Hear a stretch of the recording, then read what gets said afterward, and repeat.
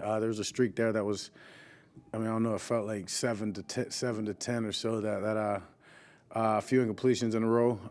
But then we got it going. We got it back going, got it back on track. Great 2-minute drive, different things, but at the end of the day, defense played their asses off. Kicker was great. Aubrey was great. Yeah, so obviously did enough to win, but I always want to be better. Dak taught Archer with ESPN, with what your head coach went through this week. What does it say that he was out there?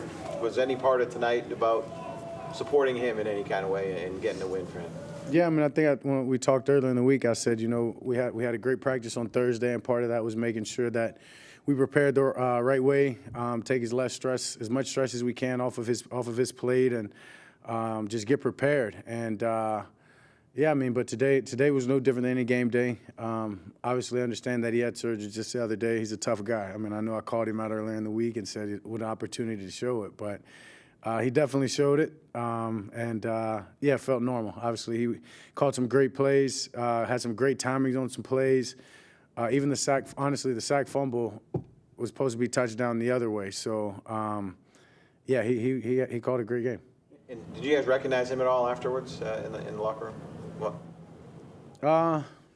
No, we didn't. You know, I mean, no, we didn't. I mean, he's quick. He chop, pass it over to J. Lou. We broke it down. So, you know, we got time. We'll get it in. Appreciate that, though. You know, I mean, now we're getting game balls for appendicitis. Yeah. You know, all right, for the recovery. All right. Jerry talked about this being one of the most important wins in the franchise, regular season win in the franchise. Can you talk about the importance of getting this win, beating the Eagles, and proving? I don't know if you need to prove something to anybody else. But a lot of people said you guys playing a team with a winning record like that and showing what you did tonight. Yeah, it was big. We needed it. Yeah, let's not sugarcoat that. We needed that. Obviously, I've talked about it before. Mike talks about grabbing a huge chunk of confidence and moving forward, and being able to do that against a team like that here at home, place that we've had a lot of success at over the last 2 years, puts us in front of the division, right? Does? Tied? Okay. Yeah, but with a couple of games left with both teams, understand, as I've talked about, it's about us running our own race and you know, checking it out there at the end. But yeah, this was huge. It was huge, and it was a great atmosphere from the jump. Felt like a playoff game. Credit, as I said earlier, all three phases. Obviously, you know what I mean, run game got going. Always it starts with the offensive line.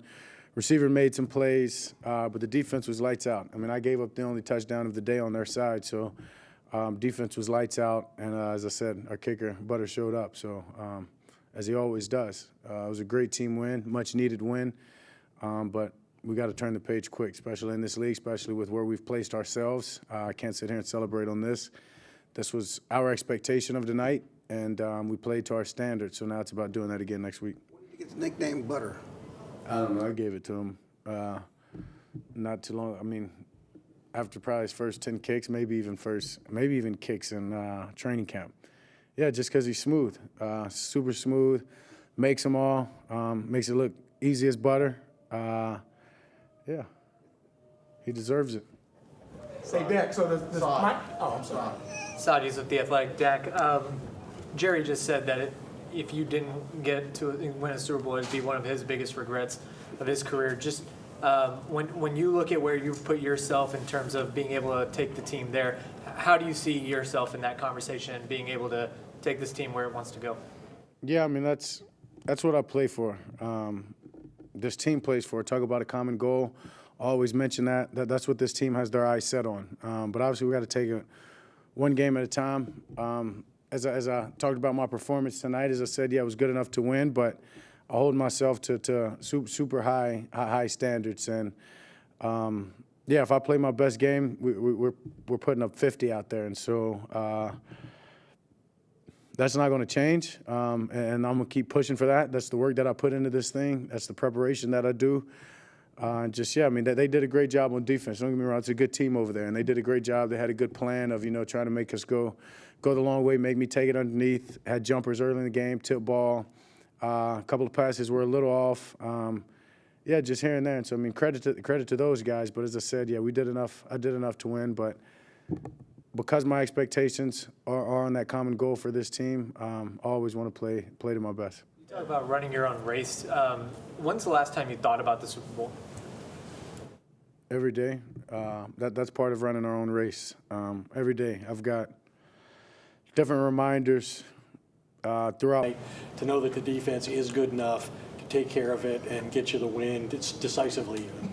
Yeah, I mean, it's complementary football. That's what you talk about, and that's what you and it goes both ways. Obviously, when they get turnovers, we're trying to go score, but it goes the exact same way when we're not performing well for those guys to say, hey, we've got to pick it up for the offense. And, this game, I think, is a great parallel to last week. Maybe they didn't have their best game. We're getting off the field on third down, and we're able to score when we needed to, keep ourselves in that game until we ultimately took over, and then they made their stops. And no different tonight. We weren't playing up to our standard, but they were making stop after stop, getting us the ball back, and then ultimately, boom, right, I give them a touchdown. It looks like it's going to be a close game right there, and then, they make some stops, and then boom, we get it going again. At least get some field goals that changed the game. The 2-minute drive I spoke on. So it's about complementary football. I mean, it goes both ways in the sense of picking one up and then capitalizing on the same end when the other guy makes a play. So as long as we can continue to do that, special teams getting involved,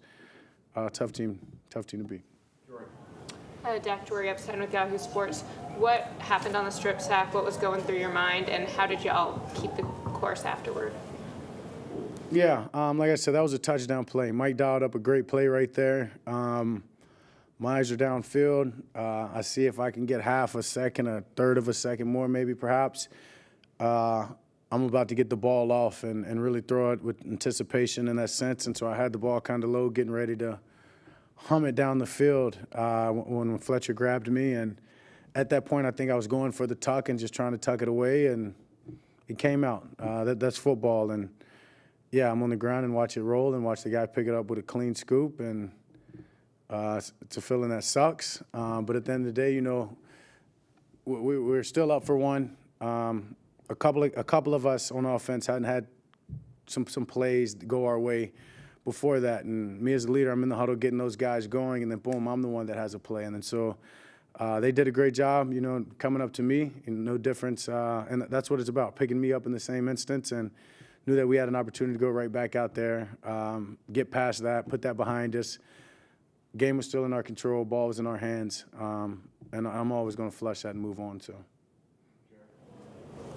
Speaking of game ball, for the coach, does Micah get a game ball for being sick? I mean, seriously speaking, though, did you check on Micah, given his illness, and how impressed were you with what he did and playing through it? I talk about expectations a lot, and obviously a lot about myself and my expectations. I've got very high standards and expectations for Michael Parsons, and he wants that.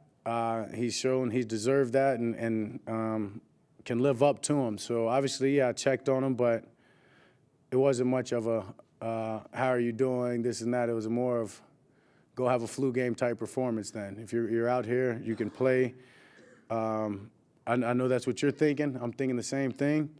I know you're going to be tired. That's part of it. That's when you get to show how great you are. And so I was just really reminders throughout the game. He walked by me, got a chance to, hey, Michael, I'd say something and shake his head, dap me off, and keep rolling. So kind of the little relationship or transactions that we have during the game right there is just to, keep each other, for me, obviously, to keep him into it and make sure I'm just trying to feed that hungry mindset that he has. The guy's a hell of a player. He's a game changer. And a lot of times you get into games and they have a game plan for you. They're throwing 3 people at you, and it can be frustrating. So a lot of times it's just picking him up from that, just telling him, stay resilient. But tonight it was about being resilient, understanding you're tired, understanding that you don't feel your best, but you're still a hell of a player, and I expect you to go make plays as you do yourself. And he did it once again. Michael Gelkin, Dallas Morning News. Late in the second quarter, when you hit Brandon Cooks to get to the 1-yard line, Tony Pollard had a big pickup in pass pro. That's far from the first time this season where you guys have had that sort of play from a running back in pass pro. I mean, it takes everybody. Yeah. What does that mean to this offense, and how much has that been part of things all along this year? Yeah, it's been a huge part of it, and it's each and every guy taking pride in their job responsibility. And yeah, I mean, he's got to go make some dirty blocks, and he knows he has to do that at times for me to get the ball off, and that was a great example of it. And it's the same way when you see receivers blocking defensive ends. You see them down the field blocking for those guys on run plays or whatever it may be, as we've talked about before. A guy clearing out a route so another guy can get that play and get into that window. This is a very selfless group, and everybody just wants this unit to succeed, wants this unit to be their absolute best. And we understand that for us to do that, we all have to do our 1/11th. We all have to do our job, play our role in each and every play, and the rest takes care of itself. We've got so many playmakers, so many great players on this team, and on this team, offense, whatever, that when you do that, you handle your job, you know what I mean, and you don't try to do too much. You just stay within it, that great things are going to happen, and sometimes it leads to you having to do the dirty work. And TP, Rico, they've done a hell of a job of it all season long, to be honest with you. Last one, Chris. Chris Arnold, 105.3 The Fan. Dak, you touched on this about a month ago. Could you talk about the emergence of Jake Ferguson? He seems to be into his own right now, and your confidence in him, especially the way he plays, hurdling people? Yeah, hell of a player. Confidence is through the roof with him. He's a fun guy to play with, I can tell you that. He's a fun guy to play with. Active, will do whatever it takes, will make those dirty blocks, as I talked about, being selfless, wants to make the catch, wants to jump over guys. It's incredible that just his mindset. You know, he's not going to take anything from anybody. He's going to get as much as he can. He's very, very greedy of a player. And I think that's what you need at that position. And, yeah, he's really, really emerging in a sense as more than just a playmaker, but a leader on this team, and just the way that he's continuing to take care of business, but doing it in a fun and a light way, communicating with guys. Super, super proud of him, his efforts, and I'm telling you, he's only going to get better. So super thankful to have that guy. Thank you all.